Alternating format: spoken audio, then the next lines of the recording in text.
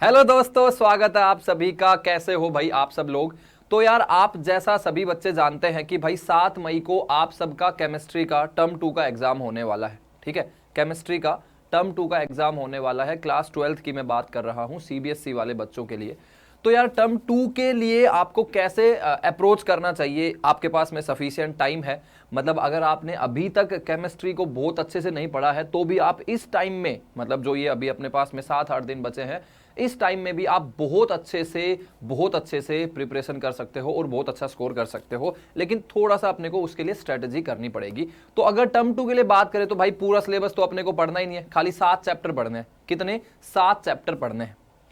अब उन चैप्टर्स के बारे में वन बाय वन मैं बात करूंगा, लेकिन एक रफ आइडिया अगर मैं दूं तो उन 7 चैप्टर में से जो 3 चैप्टर है वो फिजिकल केमिस्ट्री के हैं, इलेक्ट्रोकेमिस्ट्री, केमिकल काइनेटिक्स और सरफेस केमिस्ट्री। ये 3 चैप्टर फिजिकल में से हैं। चलिए बढ़िया है।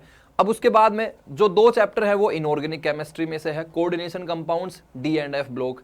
सही बात है। और 2 चैप्टर जो है वो ऑर्गेनिक केमिस्ट्री में से है, aldehyde, ketone and carboxylic acids as well as amines.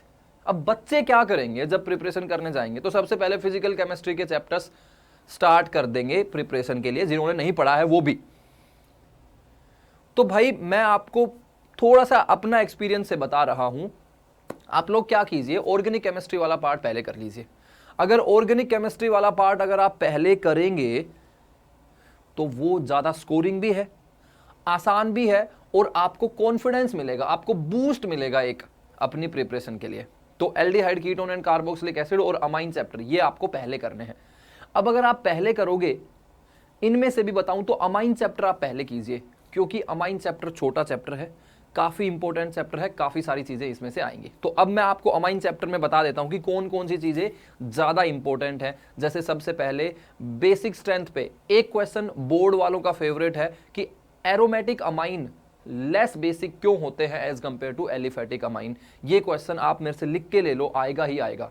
Explain why aromatic amines are less basic than aliphatic amines.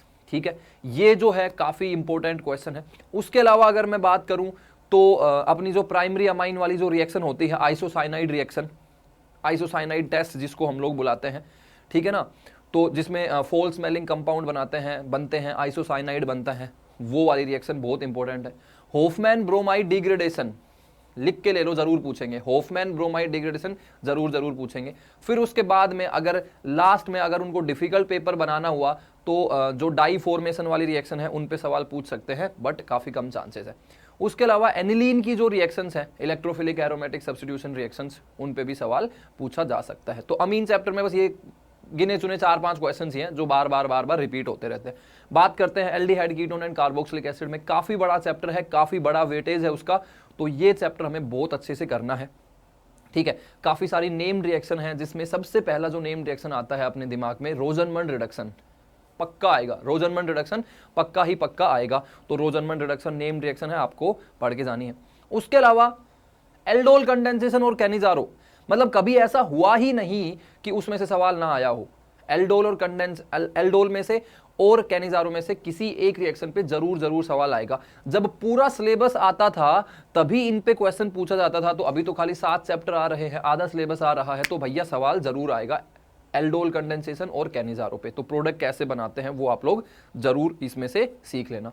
उसके अलावा अगर टोलेंस रिएजेंट टेस्ट की बात करेंगे, जरूर क्वेश्चन आएगा। उसके अलावा aldehyde, ketone and carboxylic acid में जो ग्रिग्नार्ड वाला एक क्वेश्चन है वो जरूर पूछते हैं। ठीक है, उसके अलावा जब हम इसमें देखेंगे तो फिनोल और कार्बोक्सिलिक एसिड में डिफरेंशिएट कैसे किया जाता है, केमिकल टेस्ट कौन सा होता है यार, सोडियम बाइकार्बोनेट टेस्ट, ये क्वेश्चन भी आपसे पूछे जाने के चांसेस है। ठीक है, तो ये मैंने बता दिया। ऑर्गेनिक की बात साइड लाइन कर देते हैं। फिर उसके बाद में आपको इनऑर्गेनिक करना है। तो इनऑर्गेनिक में कोऑर्डिनेशन कंपाउंड से स्टार्ट करेंगे। कोऑर्डिनेशन कंपाउंड्स में आपको 3 नंबर का एक क्वेश्चन जरूर पूछा जाएगा आईयूपीएसी नोमेनक्लेचर पे। तो आईयूपीएसी नोमेनक्लेचर बहुत अच्छे से करना है। उसके बाद में अगर बात करेंगे कोऑर्डिनेशन कंपाउंड्स में, तो हमसे एक सवाल पूछा जा सकता है आइसोमेरिज्म पे। आइसोमेरिज्म पे बहुत सिंपल सिस ट्रांस वाला एक सवाल पूछा जा सकता है, सिर्फ एनसीईआरटी वाले एग्जांपल्स में से ही वो पूछेंगे। उसके अलावा जो मेटल कार्बोनिल्स होते हैं उन पे भी सवाल पूछा जा सकता है। एक सवाल जो बहुत स्कोरिंग माना जाता है, ऑक्सीडेशन नंबर कैलकुलेशन और कोऑर्डिनेशन नंबर, मतलब दो कॉम्प्लेक्स देंगे तो 1.5 मार्क्स का वो 3 नंबर का सवाल हो जाएगा। ऑक्सीडेशन नंबर और कोऑर्डिनेशन नंबर हमको निकालना होता है, उसमें ईन जरूर देते हैं या फिर ऑक्सिलेट आयंस जरूर देते हैं लिगेंड में, ठीक है। तो ये हो गया।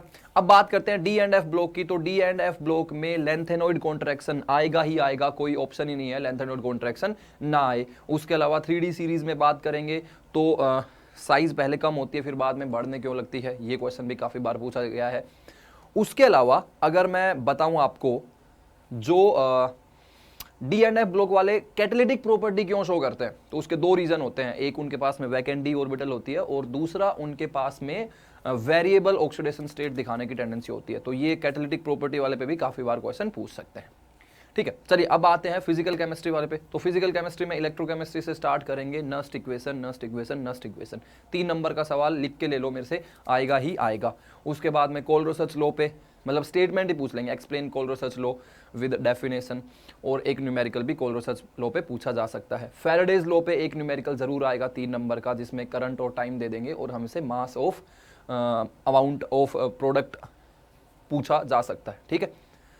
इलेक्ट्रोकेमिस्ट्री के बाद में जब केमिकल काइनेटिक्स पे आते हैं तो भैया एक सवाल आता है हमारा half life of first order reactions. First order reactions पे मतलब आप मान के चलिए कि 3 से 4 नंबर का जरूर पूछा जाएगा। तो फर्स्ट ऑर्डर रिएक्शंस की हाफ लाइफ क्या होती है, परसेंटेज कंप्लीशन वाले क्वेश्चन जरूर पूछे जाते हैं कि फर्स्ट ऑर्डर रिएक्शन है 30% इतने टाइम में हो रही है, तो बताइए 60% कितने टाइम में होगी। इस तरह के क्वेश्चन जरूर पूछे जाते हैं।